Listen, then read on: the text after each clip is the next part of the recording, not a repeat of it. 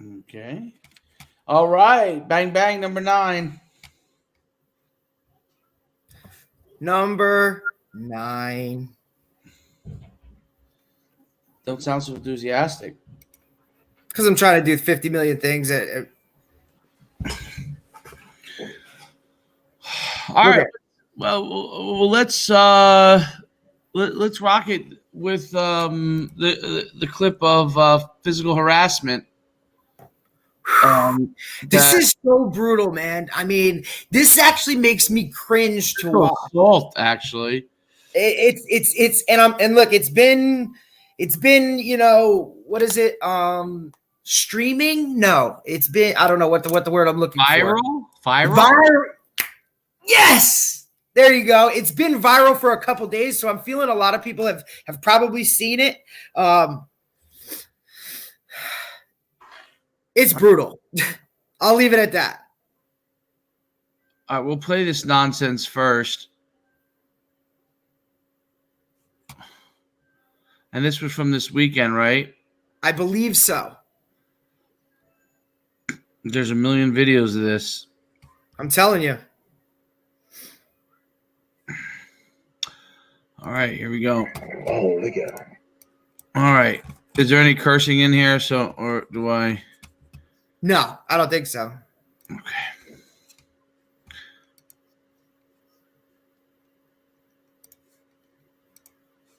This is it, right? That's it. Look at him. Whoa. What? Oh. What the hell? I don't know who's narrating or whatever, but it's kind of funny. And he hits him again. He knocks him down. And the other coaches don't even react to it. No. Like, hey, this is going viral. What the hell? How old do you think those guys are? Those kids. Shaking them? Throws them off the – what the heck? Now, all right, so you want me to go first?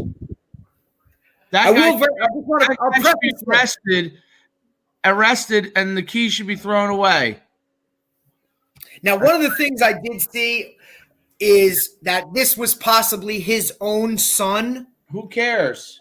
Exactly. That's my point. I don't care. That's not a reason to justify this, man. I mean, what are we talking about here, dude? Like, this is what crushes me as a coach. There's no spot in the game for this. He's literally decking the kid twice. He decks him twice. He's a kid. He gave like a wind up, man. Like, they look like they're like 7 years old, 6 years old. I can't see these kids being more than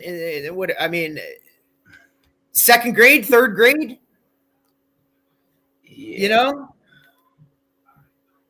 Yeah, that's a problem. That's a major problem. I can't. I'll even pull this off my thing because I don't want to look at it anymore. That's bad. So, my thought is that guy should be arrested, and if it's his kid, he probably shouldn't be around this kid till he understands what it's like to be how you're supposed to parent. If it's not his kid, they should just lock him away, and keep him locked away for quite a while. I just don't know. Look, it's like that show. What is it? Friday Night Tykes, right? Where we're talking about all like this. This happens a lot, and you see this a lot more. So we've even had this discussion about how you see a lot more of this stuff happen at this level. Obviously, with a lot of like I call daddy ball and things of that nature. But look, man, this is not okay in any way, shape, or form. No, it has to be. It's not acceptable. Something should be done, whether it be something done directly by the team. Like I said, hey. You're a parent. How about nobody else steps up, like an assistant coach, or how about somebody come flying out of the stands and take off this coach's head? That's what almost makes me think that it's his kid. Right. is that the other coaches didn't even react, because I can't imagine. Oh, that's interesting. I'm just reading some comments here. I don't know if it is his kid.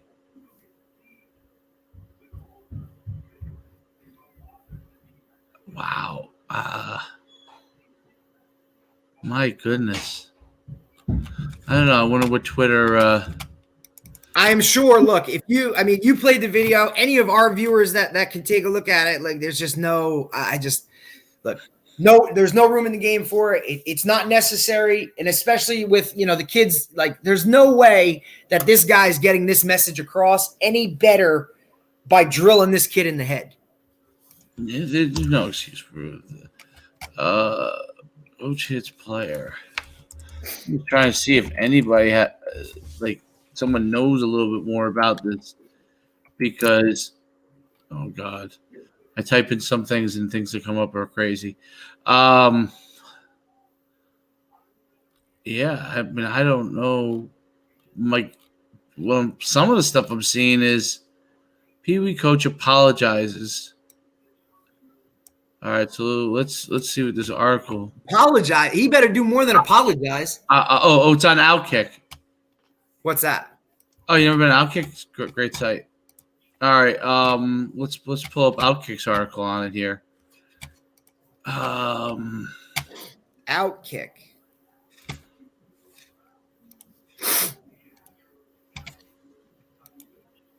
Yeah, it's like Outkick's like one of the fastest growing. Oh, nice.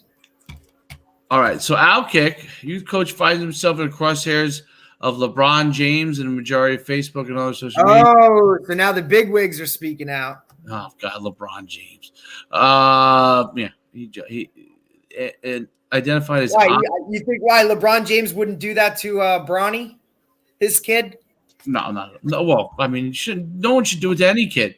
The coach identified as Anwa Cobb says an apology video. Oh, they gave his name. Woo! He's an adult for not going to make excuses for what I did. I was wrong. I shouldn't have disciplined him. I apologize. Ken to say he forgave me, and his parents forgave me. No one else is bashing me. What? What?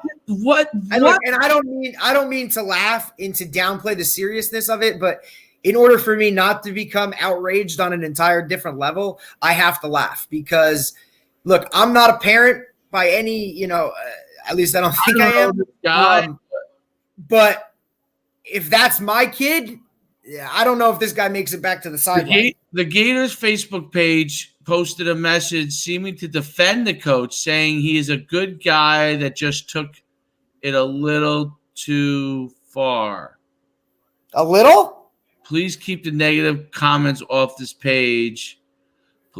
This organization has great coaches. We understand. We all saw yesterday was disturbing, but let's not blame everyone for one's man. No one's blaming everyone for one man's actions. Although the other assistant coaches should don't hold them back or say, hey, they're just in my eyes they're as much at fault as the guy who's doing it. Him the first time, the other assistant coaches should have grabbed him and said, "Yo, go cool down.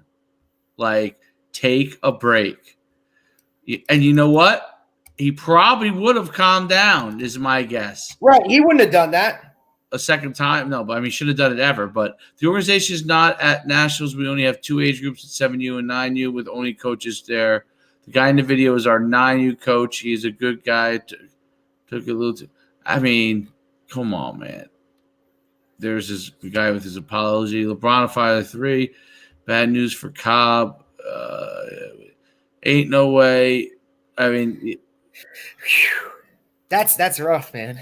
Oh, he's got his own. It's on his Facebook. Of course. This isn't the first time Anwa found himself in trouble. 2 years ago, his wife Alexis wasn't too happy with his low down. I don't know if that has anything. That doesn't have anything. Where is that? How do you get that information? See, dude, this is what I'm talking about, though. Like, you are not free from anything. Like, something like this pops up, bam, it's viral. And then all of a sudden, people are talking about something your wife said 2 years ago. Okay, I guess he cheated on her. Bad move, bro. Well, that's highly irrelevant to this situation. So that just takes your eye off the ball for condemning him for what he did was wrong here, and it sounds like they got I don't know. Yeah, this is it's a rough spot right here, bud. That's just craziness. Well, I think he might not ever do anything like this again as far as coach. The kid's a 9-year-old. A 9-year-old. Anyway, all right. Well, let's move on. That's rough. That's rough. That's guy, 9 years old puts you in what grade? You'd have to hold me back. You wouldn't be able to hold me back. Oh, there would Anwar Cobb would be the late Anwar Cobb. That's crazy. Wicked. The world we're living in, man. That's craziness. All right. So next topic, a little slightly more positive, but not yet to full positivity. New Jersey state rankings. I'm sorry. New Jersey State all state teams came out today. Okay. I don't know exactly how they choose all these things. I get the first, second, and third team for the most part. Maybe there's a couple players I don't necessarily know about, but when we get down to the group level, and it starts to become political.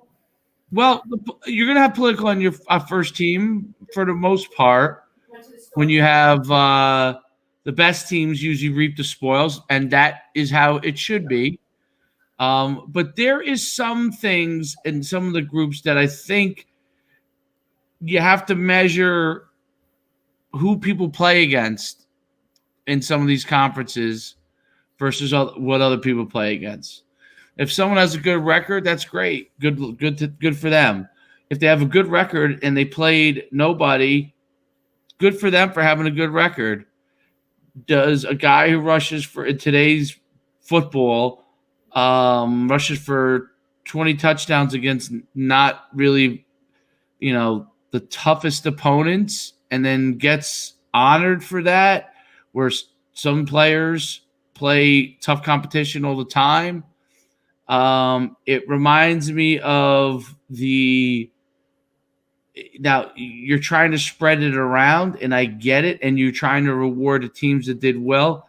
I get that. But I think you got to start watching film, and that's the thing that I think has to be done. If you're gonna now the all-state first team all-state, second team all-state, third team all-state, I think you need to watch film too. But I think they're probably getting more accurate on those because those guys are probably in the press more and have done a lot of things and maybe are on the best team. So I think you're going to get most of those right. I think it's when you dive into the next tier, which would be an all-group team. Now you're taking it from all-state to now you're limiting it into, 1, 2, 3, 4, 5 parochial. So there's ultimately 6 all-group teams. Right, statewide. That's where I think you need to start looking at, who people play, watch a little bit about their film. And not just purely stats. And I'm not just speaking for our team.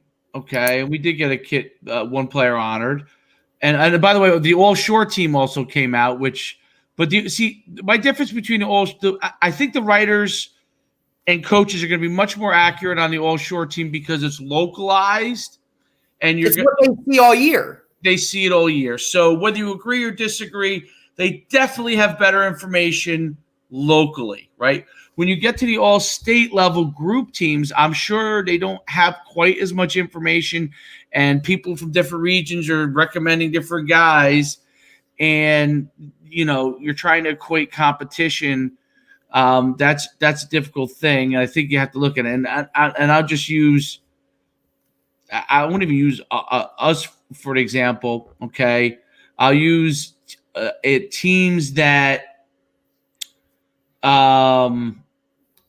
played in our. I'll use a comparable team like Ocean, for example. Okay, I don't know if they had anybody on there, but they did, an offensive lineman, I think. yes. Okay, so he definitely deserved to be on there. Maybe there was another player that much tougher competition than some of the other Group 3s that I've seen that had players in there. So we know who the teams who have been very good over the past few years are. They are definitely represented in there. But when it's some of the other guys that they've put in there, I mean, listen, North Jersey, let's like people who are team of the year that are from some of these other divisions, come down and let's play some of the teams down the shore. Let's get these things matched up because hey, that makes it easier for the media to take a look at and compare a lot easier. Yeah, you have a better idea. Do you want my outlook on this, or what? Like, I think I'm going to talk time, and then I'll let you go in a second. I don't want to. I don't want you going too crazy. No, my final statement is this. So we talked about last time with playing North and South and so on and so forth early on, and then we have to have a state championship that goes all the way to the top. One more game. You got to do it because then when you start to pick these things, you can match up like opponents when you get to opponents is big. I just think that's a big deal. The other thing, and I'm going to use Greg Toll as my example on this. Okay, when we beat when we beat the all county meetings, okay. Right, and this is your personal experience. I want people to understand that. You've been in all county meetings with the Godfather. I wish, well, I guess the Shore, they who won these de facto conferences was how they did it. But I don't think we have enough teams unlike like I think Shore should be like Passaic County where all the coaches are there. Because there's not as many. Now, Bergen County, there's like 50, 60 teams. Right. So Shore Conference itself has 43. Yeah, I mean, I guess it's not that much less, but Passaic County was only 20. Yeah, I get. When we used to do the Passaic County meeting when I was at Passaic Valley, we would literally meet at Passaic Valley. All the coaches would be there, and it's here you go. When I did it, I don't know. Maybe I'm wrong on that. When I did it as part of the Super Football Conference, when I was at West Orange, whoever was in our division, we all went to Montclair High School. Whatever division you were in, you broke out into classrooms, and that's how you did it. Yeah, you could just sit over here. Okay. But when we did it that way, it was also based on if you won the most games, if you won the conference, that determined how many more guys you got on the team. Yeah, that's more at a conference or divisional level, I don't. So I look at it like this. I don't agree with that per se, but it should be fair. Like the victors should get the spoils. I agree with that. What did I want to say on this? Oh, so as far as when you did, so what Toll basically said, we used to sit there in the all county meetings, and I was quite a few of them. And one of his things was, and this was when he was at Don Bosco, and it would come up, and he'd be like, "Well, I don't know. Let's say a kid from a smaller school, because I was at like a mid-sized school. A smaller school had mind-boggling numbers. Okay, like St. Mary's, for example. Their running back would always be like 30 touchdowns. He was good. They were good, but they played, small Group 1 schools, and they were parochial and they were power at the time. And their coach is a legendary coach. But the point is, he'd have these mind-boggling numbers. Okay, and he might be going to, like, let's say a D3 school, and then you would have, I don't know. Let's say I'm not even saying it was a Bosco kid, but like let's say it was Bosco won, but he was representing, like, let's say a Bergen Catholic. Not well. I don't know. Back then, he wouldn't represent a Bergen Catholic. I don't know. A Ridgewood kid, okay, from the league or something, and he puts him up, and they go, well, this kid had only 18 touchdowns and 1,000 yards, but he's going to Rutgers, right? And I don't know, but kid's on full scholarship.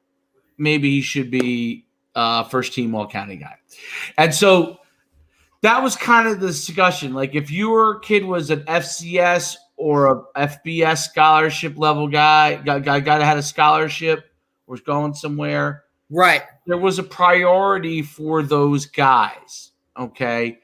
And I just think that there should be a balance with that, like, because it shouldn't be the all-encompassing decision factor, but I think it should play a role. You shouldn't have guys that have scholarships not on all-state group teams. How is that even possible? Absurd. Unless they got hurt or something. It's absurd. It's absurd. Do the research. Find out who's had offers. All the guys who have actual scholarship offers should be on some level of all-state group team. I'm not saying they have to be in the all-state team, because maybe all those guys are scholarship, but those guys, if they're getting a scholarship offer, they should be on there. Now, I don't know how many guys are on these things that do or don't, but that's just what I've seen, and that's something that should have some level of priority. And that goes for also, Ivy League school guys, right? Even though they don't get quote-unquote scholarships, they're still FCS Ivy Leagues. Those guys should have priority in these kind of things. I'm not diminishing the season of a guy who doesn't go on, but you have to weigh that balance, because it just looks stupid. It just looks stupid. You show up on campus as a Division I player, and they're like, "Did you get first team all state?" No, I was a third team all state group. I don't know, 4. Group 7. What? So I don't know that part. There has to be a balance of that, and that's my take. Now I'll let yours. I took my. Well, I'm first going to reference as a 2-time All-State guy in high school from a small school.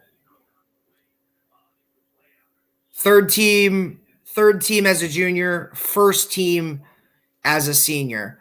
And I'm not referencing that to pat myself on the back or any of that stuff, but when I look back at that team, that was the first team All-State, and I look at some of the names that I was on there with, I ask myself, how the hell did I get on this team? Because, this would have been, the 03 season. So I'm on there with Dwayne Jarrett, Brian Cushing, Brian Toll, Mike Teal, Marquise Liverpool. I'm on there with guys that, played in the pros.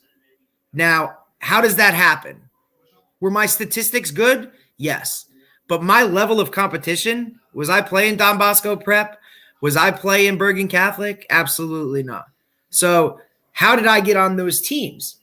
And I think you hit on a great point, is that you have to have some type of balance, right?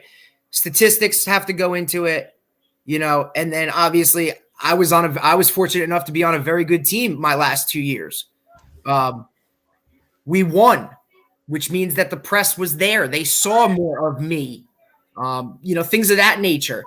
I think that stuff all together has to come in order to get on these certain teams. Level of competition, 100%. If you're playing against nothing and you're accumulating all of these stats, all right, well, what happens when you really play somebody who's a higher caliber? Well, that happens when you kind of get into the playoffs, or how good your team is, right? You start to see better competition. I also think that the other factor, and this year may be different than other things else, you said, some of these guys making these teams should, watch film or look at certain things. Well, how many of these guys, like we've talked about, go out and watch games in person anymore as far as reporting? Probably not a lot, right? And if they are, how many games are they doing a night or a weekend? And are these guys even full-time writers? Or are they just doing this as something that they do? You know what I mean? I think that factors into it. How much – sometimes I don't know if the media understands how much putting a name on one of these lists means to a kid or means to a team. And I'm not diminishing the kids who got it, Me neither. Oh, absolutely not. But absolutely not. That's not what we're doing. That's not what we're doing. We're not downplaying any of the names on this list. They earned it in some way, shape, or form. They deserve to be there. We're just questioning the way it's presented. Methodology, right? So is there a methodology of how they? Right. Now, if we talk to one of these guys and they said, "Look, this is how we determine it," right? They've been a 3-year starter. They're they're going Division I. They're doing this. They're doing that. Like if you give me the 1, 2, 3, 4, 5, all like. In order to get first team all-state, you have to check these boxes, right? If you gave me that, all right, cool. That's I think first team all-state's not that hard because they're choosing the best teams and the best players from the best teams for the most part. When you get into the all groups, mind-boggling numbers, right? It's when you're getting into the all groups and it starts to trickle down. Right. Now, how are you doing it? Yeah, I understand. There needs to be some sort of specific methodology that takes, and I haven't even. I think that's a big. And why? And why is there so you got all division, all conference, all league, all county, all whatever, all this, all that. You got the Super 100. You got this. Why is there so many? I like that. You like that there's a variety. I do. I think there should be all division, all conference, all county, all state. North Jersey, they have all North Jersey. I get it. I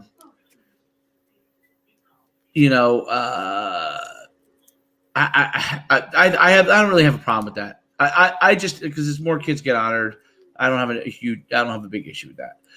I think honestly, I'll tell you who I think does it really good. Doesn't mean I'm going to agree with their choices. I think the Shore Sports Network, they're phenomenal, man. Does its very best attempt. Bob Batters and his crew. Yeah, Kevin. I would put them up against. Yeah. You ready? You ready? Hang on. Hot take. Hot take. Yeah. I will take Bob Batters and his Jersey. What is it? Jersey Shore Sports Network, right? It's the Shore Sports Network. Yeah. I will put them against NJ.com from up north any day of the week. Yeah, I think that those guys, and then, I think Stephen Falk at the Asbury Park Press. Great job. Does a great. I will do. I think they're fair.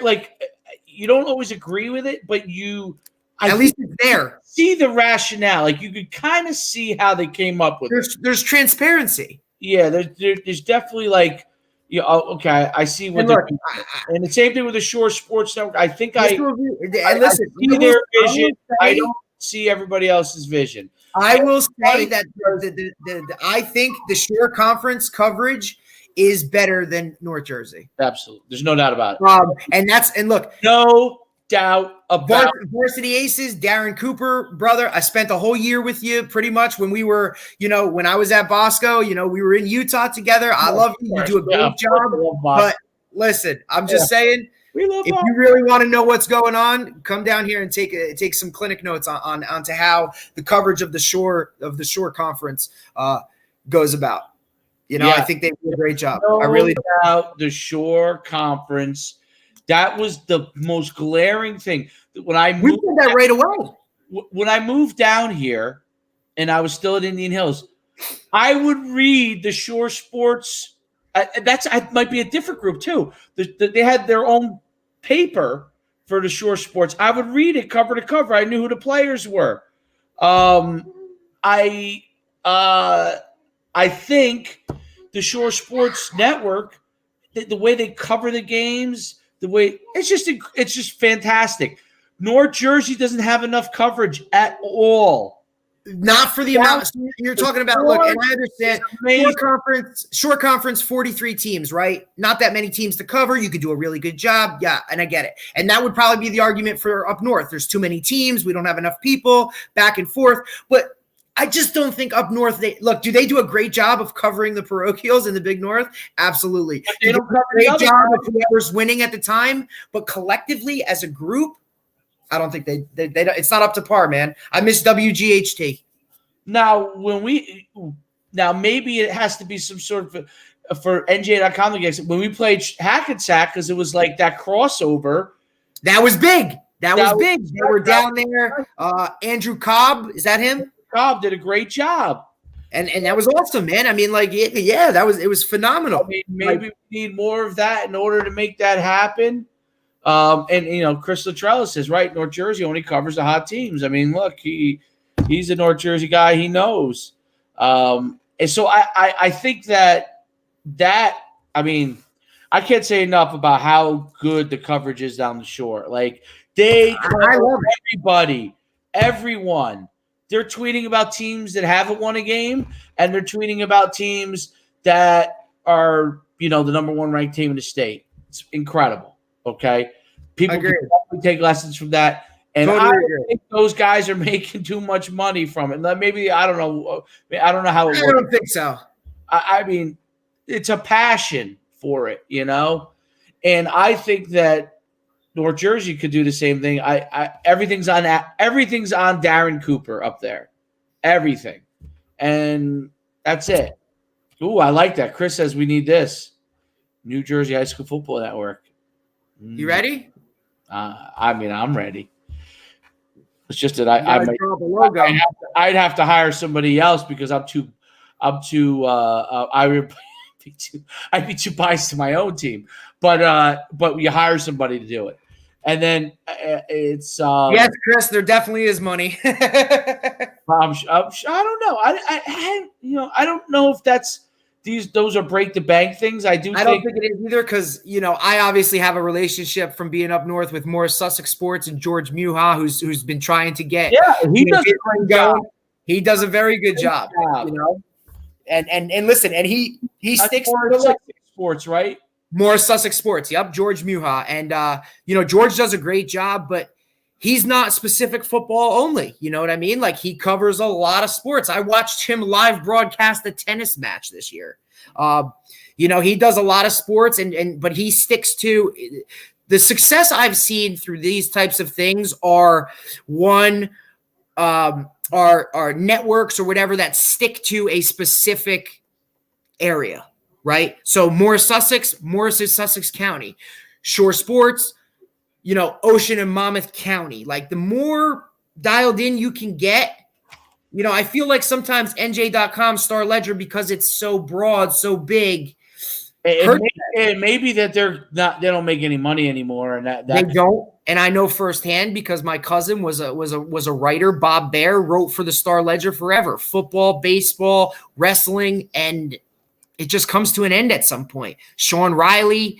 I'm talking, if you even go back and look at the daily record, Joe Hoffman, these guys that covered me in high school. Hoffman, yep. Yeah, and these guys that covered me in high school, just there's no emphasis anymore. You know what I mean? Like, there was just. And we lost Mark Zerwinski passed away.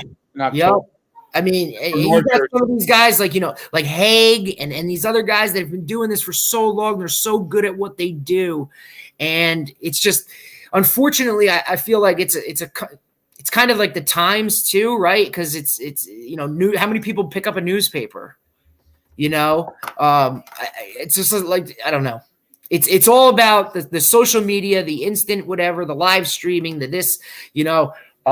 I think the live streaming, hopefully, if there's one positive that comes out of 2020, it's the live streaming aspect of it, is that a lot of people and teams and schools that really probably wouldn't have looked to get into that had to. So I hope that's something positive we can take out, and that, schools and things continue to do that. Yeah, all the games should be live streamed. I mean, absolutely. I thought it was great we played Donovan last year, and they had their own, like, the Donovan Football Network, I think a lot of schools should. That's my, if we you have that within your school, you have a media productions, you have something like that. Utilize those guys, man.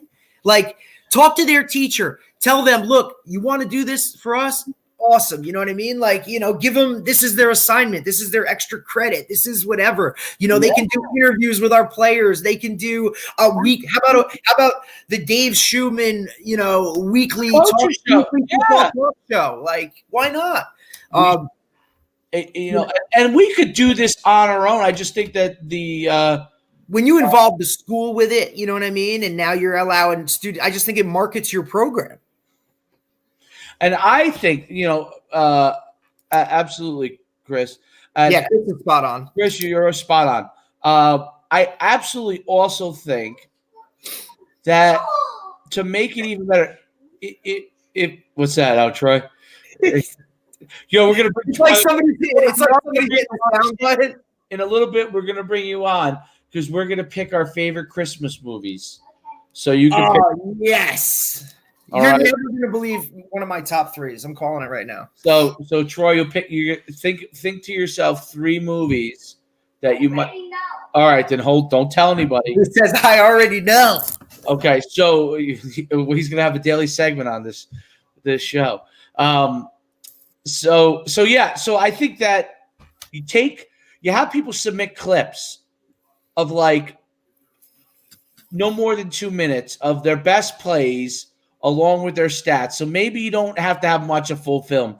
But when you submit, there's no reason why we shouldn't be doing this with Huddle. When you nominate a guy, you send his Huddle, and you send his Huddle highlights with it, so the reporters can actually have something to look at. Have a 2 minute to 2.5 minute clip of every player that's nominated. Right. And just go through it. And honestly, I know nobody likes I guess in an all division team meeting, maybe it doesn't make sense because you're kind of you're as coaches you're meeting, you're whipping through it, and you kind of all know each other's players. But the higher level up you get, it makes more sense because people don't know the other people's players as well. So right. You're telling me that if you're telling me that a coach at and just throwing it out there like the head coach at Mawa knows anything about a kid from Ocean City, you're out of your mind.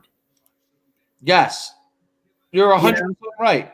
So you could say now if you play a game at the beginning of the year where maybe some of these teams play some of those teams. Right, but and this is taking it to another level. You still have to memorize things. Oh, I remember, him playing against him, he was good. If you send the clip, and actually, Chris, this is a pretty good idea. Chris says every team submits their weekly highlights, right? Right. Every week, every team from a state sends weekly highlights to let's get one thing, one whatever, and then you get 5 or 6 of these guys sitting in a room cutting it up and say, all right, here's our, all right, we'll break it down. You got South Jersey, Central Jersey, North Jersey. Okay, now we got a statewide. Okay, week 1, here's the highlights, bam. Or here's your top 10 plays from week 1. Yeah. And then look, Jersey Sports News does to an extent. And it has to be like, look, and if you don't get your clips in, you don't send your highlights in, you're not on it. And what about the mainstream media covering it? So they have the clips. When we what I would love to see when I'm reading the All-State team, okay, in the old days, I'm going old days like when I played, pictures and a blurb about them because you're on VCR, or actually when I was in high school, it was still 16 millimeter. So you're not going to put clips up, but now you have Huddle. So it's so much easier. Underneath Casey Larkin. You just clip stuff up. And Chris has a great idea. Chris said, do a 1 hour podcast a week. Look, when it was, Mike Quick used to do Quick 60, right? You know what I mean? Like, News 12 does. That's that one. You know why Mike Quick's thing went away? Because they started, MSG wanted to charge. Right. Remember that? Yeah. And they wanted to charge. And my whole thing is, and Mike Quick was Tri-State. That was right. He was doing it for free on regular TV network. When MSG network went away from it, Chris. Not everybody has Exos though. But but not everybody's on that level. Yeah. So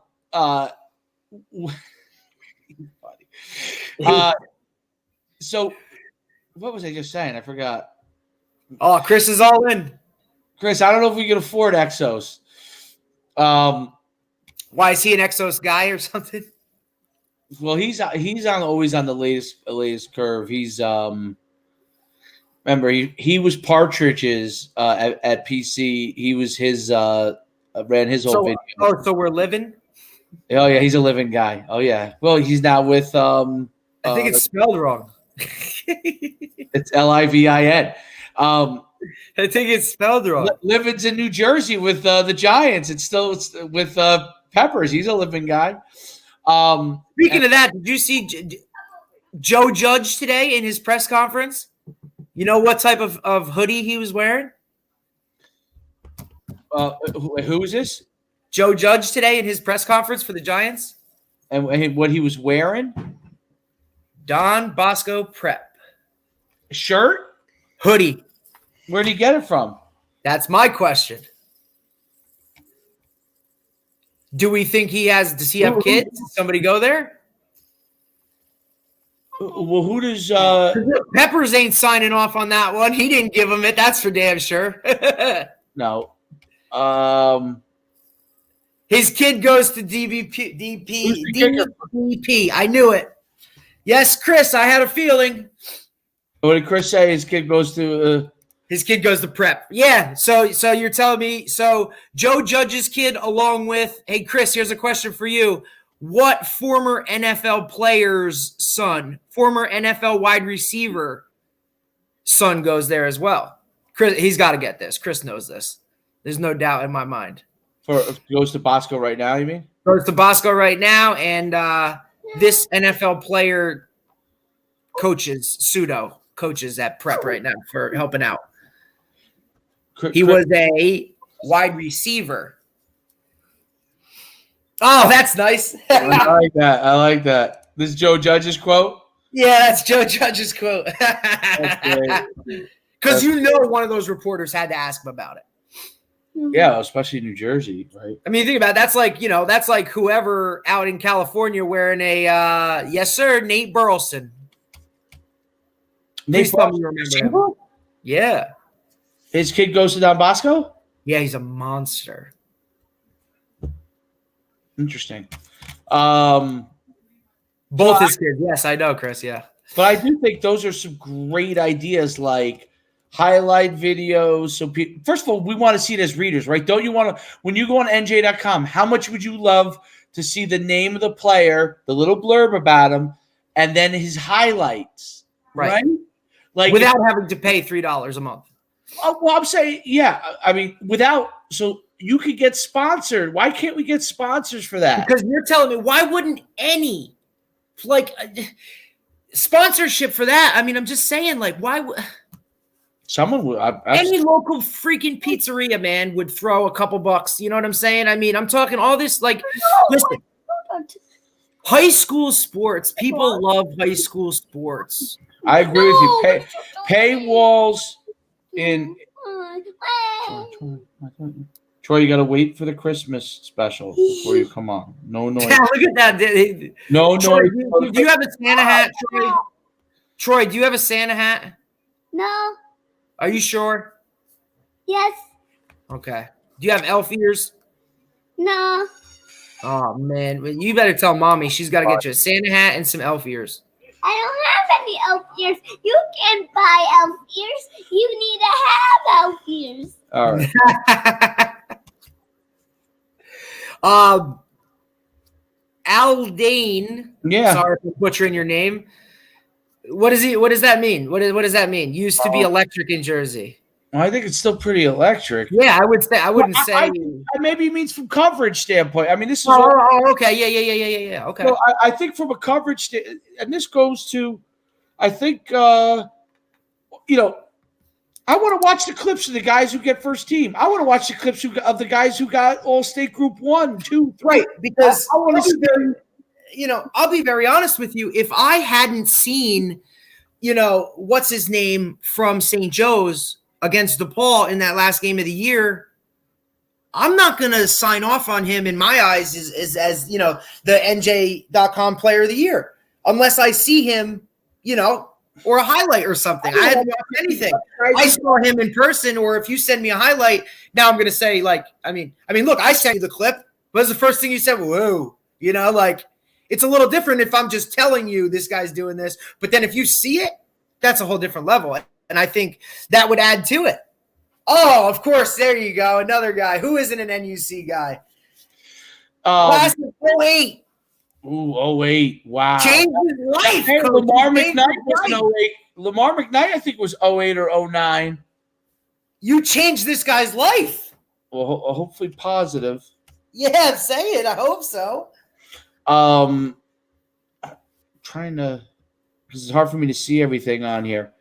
I tried to go on Facebook, but I accidentally, so I could interact a little more, because for some reason I can't write back. Yeah, I need more screens. I've only got one screen here. I'm very low budget. It looks high budget. That's all that matters. Hell yeah. But yeah. Oh, Taj Boyd. Oh, we're going. Yeah, Taj Boyd. That was a great combine. That was a great Taj Boyd. I'll tell you exactly what college. Before they were this college, really. Like before they were who they are now. So so here's what I wanted to Chris posted something before about paywalls. So my comment on paywalls is I understand why they have them. Paywalls are what you can have access to a certain point before you have to pay to knock down that wall. Am I saying that in the most logical sense of terms? You can't see the all-state. Right, because you have to pay to move forward. Okay. So here's the thing. The all-state stuff, the people, if you're putting it behind a paywall, you have to deliver real stuff for people. Right. When it's free, you can throw up whatever content you want and say, hey, this is what it is. List the all-state team in a paragraph blurb, you're not going to get as many subscribers as you would if you have interviewed him. So all state guys interviewed them, an article on the all-state guys, a highlight tape on them. That makes the interaction like worth a paywall. I think other than that, if it's just a click thing, because you want people to come in, so they pay for the. So what happens? So me and you, the only time we want to pay is when it's all state team, right? Let's say we pay the $10, and then we go, well, we don't want to pay the $10 after that. They're clicking, they're getting rid of it a month later, and then basically, what's the point in that, right? So which is basically like what the hell, they got you.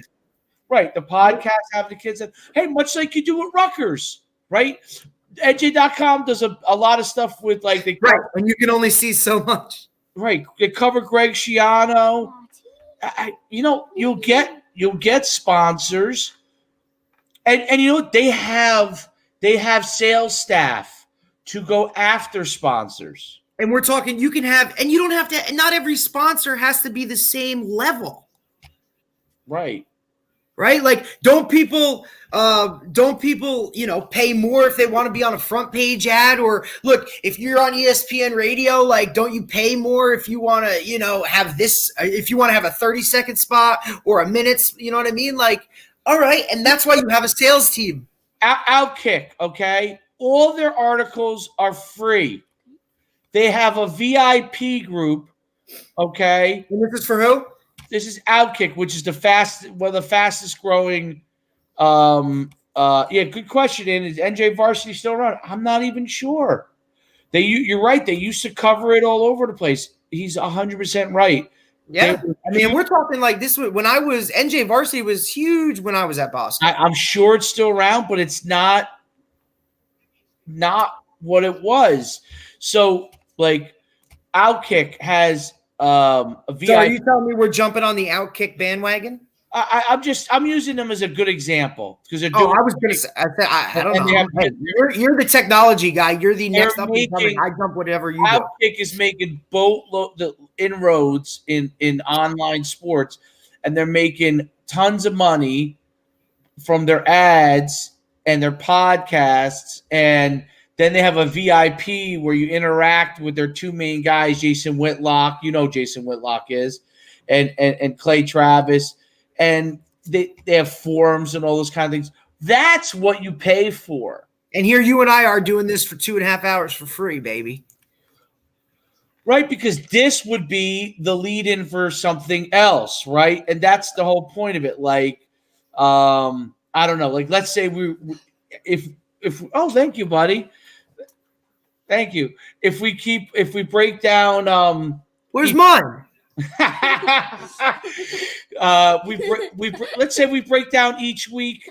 Like, let's say we're doing fantasy sports or we're doing picks each week, right?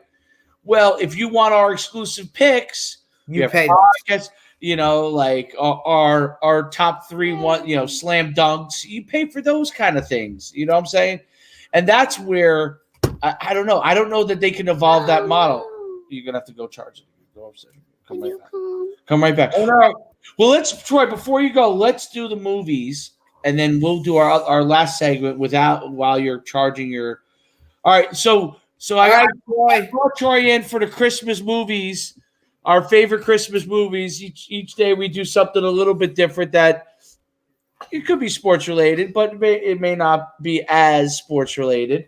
All right, Troy. All right, so we got and Christmas movies. I'm ready. Christmas movies. All right, so we'll let Derek give his first one, top 3. So his first one. Are we going in order? This is my number number 1. This is my 2. This is my 3. So everybody's third pick. Okay. All right. So Derek's third pick. Coach D's third pick. Third pick. Because we're going 3, 2, 1, right? I think I know what your number 1 is. My number 1 is very easy. Number 3 would have to be. I got to go with an original Rudolph the Red-Nosed Reindeer. What is that? Burl Ives? Burl Ives is the singer. He's the snowman. He's the Frosty, right? Frosty the Snowman. Frosty. Yeah, the narrator. So that's what I got to go with. Troy, your third, not your top one, but your third favorite. Okay. The Elf. The Elf. That is a fantastic one. I'm really not a fan, but I like The Elf personally. That's your 3? That's Troy's number 3. Okay, my number 3. It's pretty obvious. It's pretty obvious what my number 3 is. I just like you, Troy. I just like you using the word obvious. Yeah, that's it. Okay, my number 3. I'm going to go with Frosty the Snowman. I knew that. You knew it. Okay. All right. Then we go with Coach D's number 2. This is going to shock you. It's a Wonderful Life. Ooh. Love that movie. That's on my list, but it ain't number 2, which is my tip-off. Okay. A great movie. Jimmy Stewart. Love that guy. What is going to be eaten? Where do they live? They live in Beaver Falls? No? Yeah. Pottersville. No. Right. Pottersville is what it could have became. Okay. I just like that era, though, man. Oh, yeah. Great. Yeah. Number 2. Great era. Santa Claus. Santa Claus the movie. Yeah. Who's in that? It's when the dad turns into like Tim Allen Santa. Yeah. Claus. Now, why does he That turn is into very Santa, good Troy? movie. What happens? Why does he become the Santa? the dad becomes the Santa Claus. Yeah, how come? What happens? Something with his son, right? Is that what it was?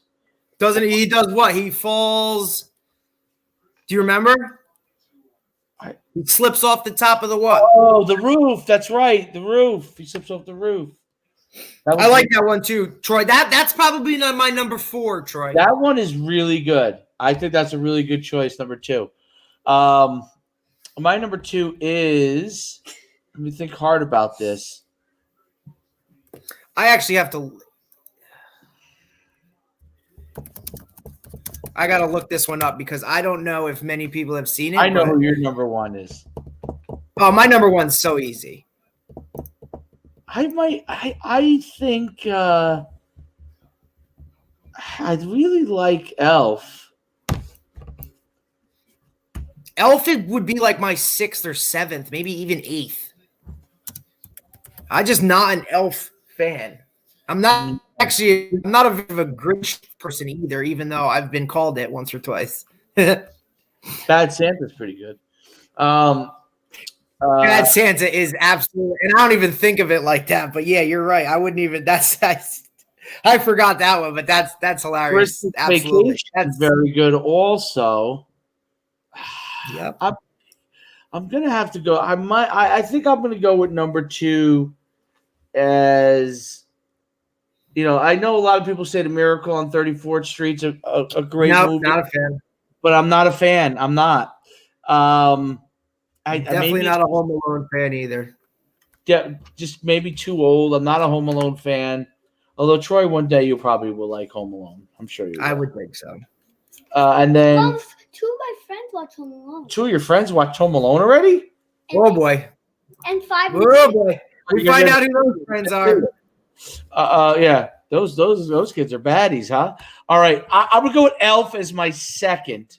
Okay. Although I'm not. There's a couple others that are close that are outside my top 5. All right. So now we go with number 1, Coach D. Christmas Vacation. I knew it. Christmas Vacation, Chevy Chase, one of the greatest comedians of all time. And my favorite character, the guy who actually,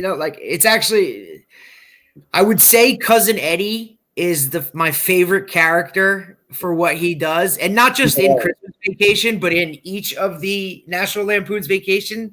But the aunt, I think it is it his aunt that makes that movie when she stands up and starts, I pledge allegiance to the flag of the, when she starts going off and then she wraps up her cat as a present, like she makes that movie to me.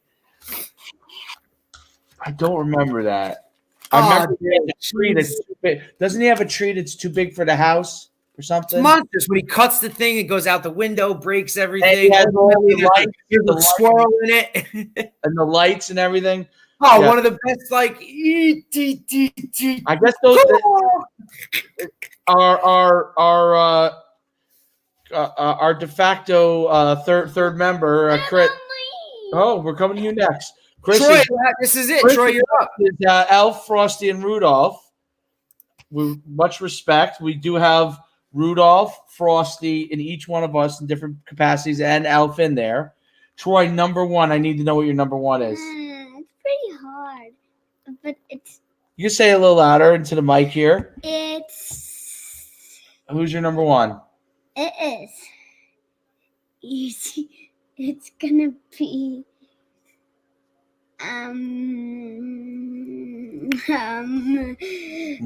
Frosty. Frosty the Snowman, number 1 for Troy. Much respect, Troy. Thank you very much. Very, very good list, Troy. Christmas song. I'll give you my Can we do songs? Christmas songs. We'll save that for tomorrow, maybe. Okay. So, Troy, why don't you go get your? Oh, you want to hear my number? My favorite is It's a Wonderful Life. Hands down to me, that is the best Christmas movie. Jimmy Stewart. I mean, look, you got a lot of, and like I said, there's a lot to choose from. Obviously, you got the Grinch, you got, I think, one of the underrated ones, Jack Frost is underrated. Frosty Snowman was my first one. It was actually the Grinch. Oh, the Grinch? Wait, which one now? Is this the Grinch? The Grinch Stole Christmas. Is that the Grinch, the cartoon version, Troy? Or is that the Grinch with, what's his name? The real version? Jim Carrey. The person, is there a person in it or is it a cartoon? The regular where the Grinch is in the movies. The guy where the person is in it. No, not the person. It's like how you actually see the cartoon. It's not like but he's actually not like it looks like a cartoon. Yes, I know exactly what you're talking about.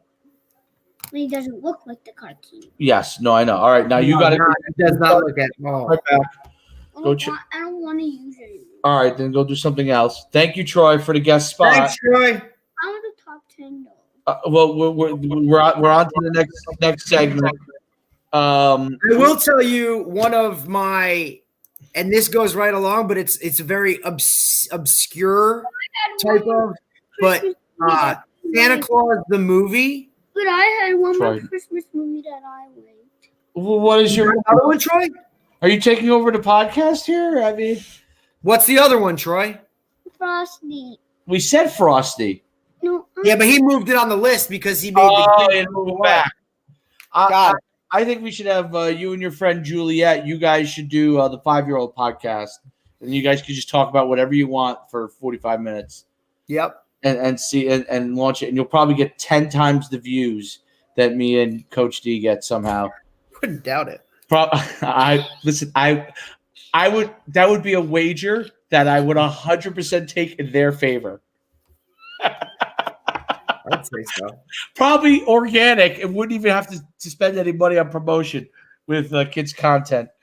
They'd become like what's your guy that you watch the toys with? What's the show? The guy Ryan. Ryan's Toys from You. Ryan Toys Review. So all right, Troy, go. Let us finish the podcast. Thank you. Great job, Troy. Thank you for your guest spot today again. Tomorrow we'll have you back on something else. Chris gave us a great idea. Maybe we do best book. So think about it. Your three favorite books for tomorrow. I got them done. What? Just like that, done. All right. Well, we'll save that for tomorrow. And then you will be shocked. So, speaking of books, and we were talking about The Outsiders, right, the other day. That's it. Get Santa out of here. Troy, we're trying to do a professional job here. Your mother. Santa's joining it. All right. Hey, you All right, Troy. So the other night we were talking about The Outsiders. Yes.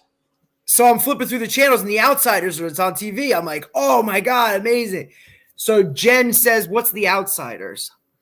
I almost dropped. I said, wait a minute. We read it in school, Jen. Like, she must have missed that. It's actually a short book. It's only 130 pages. Yeah, so she must have missed those 3 months. So I had to explain the whole story to her. And then it was, oh, isn't that the guy from Dirty Dancing? I said, Patrick Swayze? He's in Yeah. it. I said, yeah, that's him. So, I just thought it was, it was coincidental that happened. And then ultimately, I found on Netflix, it was like a new, like, little small series on like behind the scenes, the movies we love. And it was funny because one of them was Dirty Dancing. So it gave you the whole behind the scenes on Dirty Dancing. The other one was, there was a Christmas one and then there was a regular one. It was Dirty Dancing and Ghostbusters. And then the Christmas movies were, they talked about Elf. They talked about Home Alone. The Nightmare Before Christmas, which I love, with Tim Burton. Yeah, that's actually, you know what? That might be up there on my list too. Forgot about that one. I like Tim Burton. And then the other movie was apparently Die Hard is a Christmas movie. It is. Well, it takes place during Christmas time, if you remember. Well, here's the thing. Don't judge. Never seen it. I like the first Die Hard. I think I never saw it. I don't even really remember it. Although, do you know where Bruce Willis went to college? Yeah, William Patterson. No. Montclair State? Montclair State. He did. Oh. I knew he was a Jersey guy. I didn't know that. He's a Red Hawk, baby. He made it out of there. You can make it out of anywhere. Oh my God. That's brutal, man. That's brutal. It really is true. You can make it from anywhere. Wow. Shot fired. I had to take a second to take a shot. It's easy to take a shot at my schools here and there, so I figured I'd take a shot at Montclair there. You're allowed. So what should we finish it up with our game tonight? Well, yeah. So I think I did have that in listed. Yeah, the NFL game with the Rams and the Pats.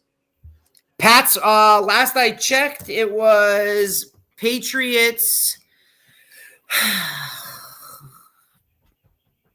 Patriots are getting 4.5.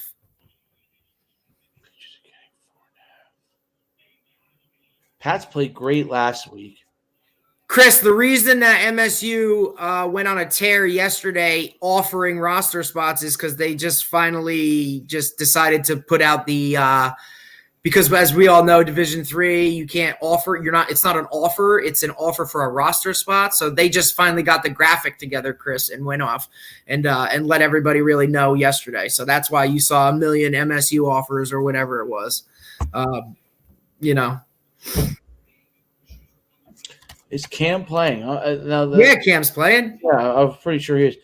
They tore up the Chargers last week. It's 4. It was 4.5 when. This is a tough one. I think so. It's in LA, if that matters. I think it does because you're going East Coast to West Coast. Cam Newton. I mean, look, who's the best? Who's the best defensive lineman in the league? You know? Oh, yeah, Aaron Donald. I mean, Aaron Donald, he's an animal, right? I mean, so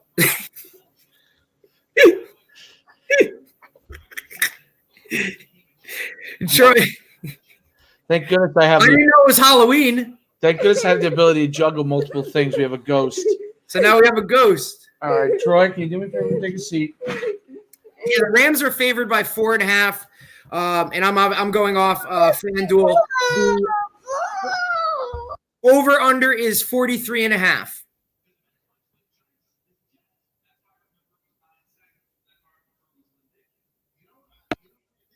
So the Rams favored by 4.5. Over under 43.5. Okay. That's not a lot of points. The Pats are coming off a win over the Chargers, who that looks to me like Anthony Lynn, in my eyes, is going to be the next guy to get fired. After just winning like Coach of the Year or something last year, right? But he's looked so bad. I know. I'm just saying. I think he was Coach of the Year like 2 years ago or something. Or last year, was it? Or 2 years ago? I don't know. And when they wear their yellow pants, God, the Chargers look horrific. Like, oh man. Like, I understand that might be traditional, but like, we're talking Kellen Winslow, man. Like, this is like, these are like, bring the times to now. Stick with the, woof. I don't know. Can you name the quarterback in the heyday of the Chargers? Who? Dan Fouts? Dan Fouts, man. Is that the iconic picture where he's like exhausted, like that's Kellen Winslow, right? That's Kellen Winslow. And that was a Super Bowl? No, that was like that might have been, he might have broke some record. What was that? Exhausted. What was that?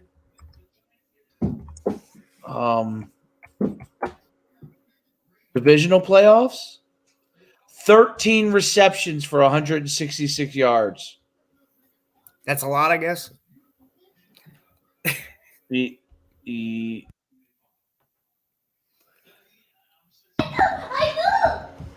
I mean, back then, although they threw a lot, though, in all fairness. What year was that? That was 81. And he blocked a field goal, the game-winning field goal. What? The tight end played on the extra point block team? Kellen Winslow was great. I like this. So Chris says, is Cam playing? And then he says winter coat to match the hat tomorrow. I'm assuming what he's referring to, and I don't know if you know this. Cam Newton each week matches his coat or his outfit to his hat and actually has a hat guy. I was going to do this, but I think I've realized that I do this a lot within shows, so I'm trying to dial it back. He has a hat guy that he sends what his shirt is or what his whatever is, and that guy makes him a specific to that week hat for every single game. Sends away everything. I mean, Cam is fashion 101, but that's a little much to me. Not my fashion. No, he wears. But then again, if you watch the podcast, you will know that fashion is not my thing. Your thing or my thing? Because I'm pretty sure that my attire consists of maybe 2 colors, black and white, and then we rotate Nike shirts. I wear gray sometimes, and then I wear my RBR. I've seen you wear burgundy pants with a burgundy shirt, maroon, whatever you want to call it. Yeah, I've seen you wear some burgundy pants. Yep, that's about it. Oh, yes. Now the games, I start out with the intent of looking decent, and then either it's cold, too cold, or too hot. So either down, to my basically a t-shirt. Yes, Chris, it is crazy that I know that about Cam Newton and his hat, but football junkie, man. Like I know useless information about a lot of stuff. Yes, I do know that. Yeah. So what's your pick? So my pick, I'm gonna go out on a limb since I've been losing. Oh! You have been keeping it close to home. I'm going to go with the Patriots. So you're taking the Patriots plus 4.5. Because we're getting 4, right? Yep. Yeah, I'll take the Patriots. It was originally 5.5. When I checked again this morning or earlier in the day, it had moved. So the Pats plus 4.5. Over under 43.5. I say over. 43.5. You're taking the over. I think so too. Because I have a feeling like the Rams alone are going to light it up for at least 21. Now, if you bet off of me, you're a fool. So yeah, listen, we're not exactly. Look, I'm not RJ Bell here, even though a lot of people like to rip him apart. And I'm sure it's who is that guy? Jimmy the Greek. Right? Wasn't that the guy back in the days, right? Jimmy the Greek. Yeah. Was that him, Jimmy the Greek? Jimmy the Greek. That nowadays he wouldn't even made it to the office before he got fired. Yeah, but nowadays I can grab my cell phone and bet right off through the freaking internet, and it doesn't have to be an offshore account. What do we got? What is it? DraftKings. You got DraftKings, FanDuel. I mean. Right? Like, it's just across the board. Oof. I mean, I like it that I'm close enough. I could hop in the car, and 45 minutes later, I could be sitting at a table in AC. Well, tomorrow's show, we're definitely going to cover Army-Navy game and then a bunch of college football because then the weekend. Are they having fans? The Army-Navy game is going to be played. Chris got me. Okay, so we're good. Is Army because this is a very rare year where the game is actually. Do you know where it is being played? West Point. It's at West Point. Yep. See if you can pull up the quick graphics. Somebody redecorated the field. It has something to do with type that in. See if you can pull it up because it's pretty. it's a classic Army thing. You know what I mean? Like Army Navy feel different, remain magical. It's definitely magical. Well, it's something so funny. Just somebody rearranged some dummies at what is it, Michie Stadium? Mikey Stadium? M-I-C-H, what is it? M-I-C-H-I-E? Yeah, Mikey. I think it's Mikey Stadium. So what does their field look like? Just this week, I think some of the cadets had a little bit of fun, and it looks like they rearranged some of the tackling dummies or whatever to spell out "Beat Navy" across the one end zone because it has Navy in there for the game. Oh, Army field, Army Navy. It is, Chris. I've seen a couple games there. It used to actually be a yearly thing for me and some of the other coaches that I've worked with at different staffs. We used to go up there and catch an Army game every single year. So I've seen a couple games up there. I love games there. What an atmosphere, man! What an atmosphere up there. You got to climb that hill in the meeting, but other than that, it's great. The parachuting of the game ball to midfield, awesome. You know what's great about when you go up to West Point, and I've been to West Point and Navy, and West Point and Navy. Yeah, I've been to both. Great places. But West Point, like when you think about the generals that have come out of West Point, the history. Grant.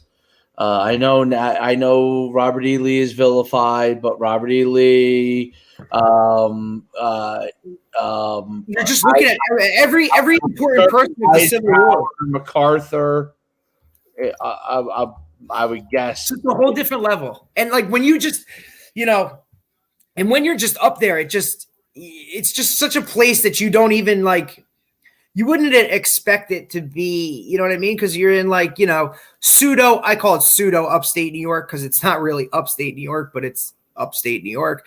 You just like, and then all of a sudden you got the Hudson River that's right there off the bat. I mean, and it's like, it's just, I don't know. And obviously, for me, the military has always been, an interest to me. It's always sparked my, attention and whatnot. So like the stuff that goes into it and you look at these guys on both sides, the things that they're going to sacrifice, they go into these schools with that already, in their heads, knowing that, and then they go and play a game. It's just crazy. Just take a hit. Douglas MacArthur, Eisenhower went to West Point. I'm sure there's a multitude of presidents. Grant, Lee, was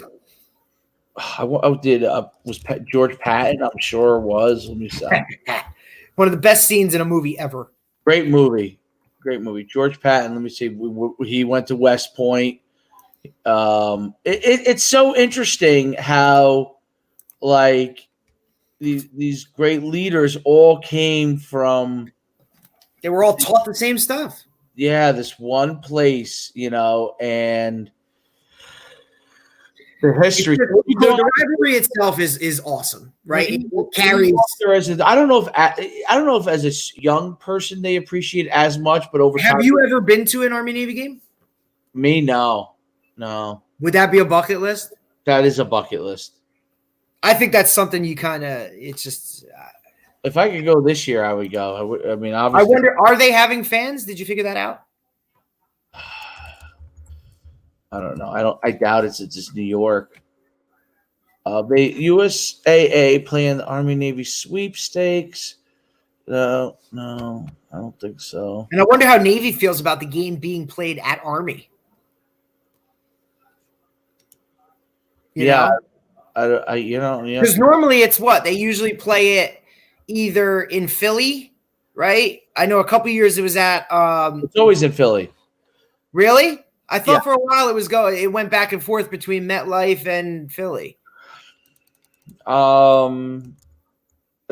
know it's in Philly. I'm not sure. Maybe it has. I'm not sure. That's not something I'm 100% sure on. I was always in Philly. I guess we'll do it tomorrow, right? Yeah, we'll make a pick. Yeah. Although I will reference that there are they're all New Jersey kids on I believe both sides. I know definitely. Definitely I know one is one is the starter from Bosco. I know that for a fact. Our Army every year and Navy every year has New Jersey guys. There's no. But Navy was a great place to play too. Like we played a game there to open up when I was at Bosco. We played down there against Gilman School. What a great place, man! It was an awesome great place. It's two totally different places. I think when recruits visit, like I'm assuming a lot of the players who get offers from Army probably is probably also interested in them.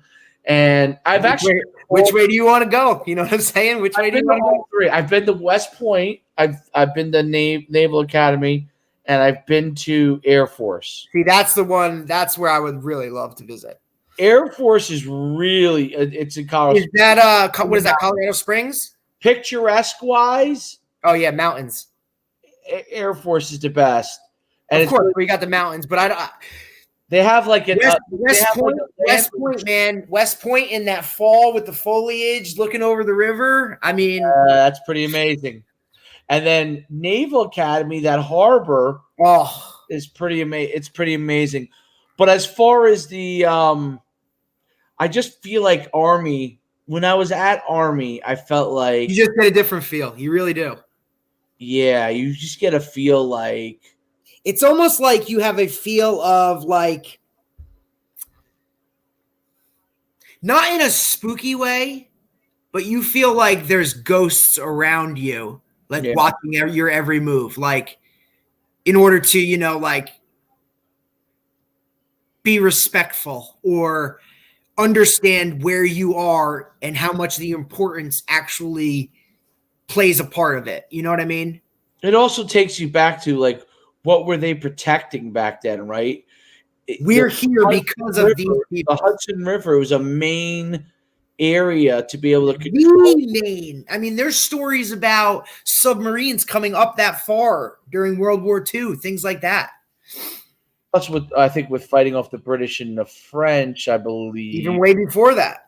Yeah, because there's a giant, they took an enormous giant iron chain and spread it across the channel in order for ships to not be able to go, up the Hudson that far. It's pretty amazing. well, we'll talk more about that tomorrow. And then tomorrow, we got here. Okay. He gave us a couple of players. Yeah, Kyle Brennan was a one of the few 4-year starters from. Pat Walsh, one of our. I played UConn. I'm sorry, buddy. Another UConn guy. Oh boy. Hey, Pat might crush you. 6'9". And then Chris Latrella gave me Pete. Okay, these are guys starting. Yep, Brennan was. Yep. One of the few. Like I said, one of the few guys to ever be a 4-year starter, along with Tony Jones. Oh, was he really? Berger, and ultimately, I guess Jabril was a starter as a true freshman and as a freshman and a sophomore until he left. But I believe those are some of the only 3 guys that have ever started 4 years at Bosco. But we could talk about more of that tomorrow. So Pat Walsh, another one of your teammates here. He was our left tackle. He was great. So you guys went up against each other probably daily when you were. He, I think, started from the time as a freshman. I was on the offensive ball the first couple of years. Then when I moved to defense, maybe Connecticut guy. No, Long Island. Oh, still Long Island? Pretty sure. Good for him. So yeah, I think we're good. So tomorrow we'll cover the picks for this college games, I guess, and the NFL. And then definitely the Army Navy game. We'll talk a little bit more about that. And it came and then I hope Coastal doesn't have a letdown against Troy this weekend. I guess we'll have Troy on as a guest again. No, Coastal is playing Troy. He's in Connecticut. I didn't know that. He's in Connecticut. Congratulations there, Mr. Walsh.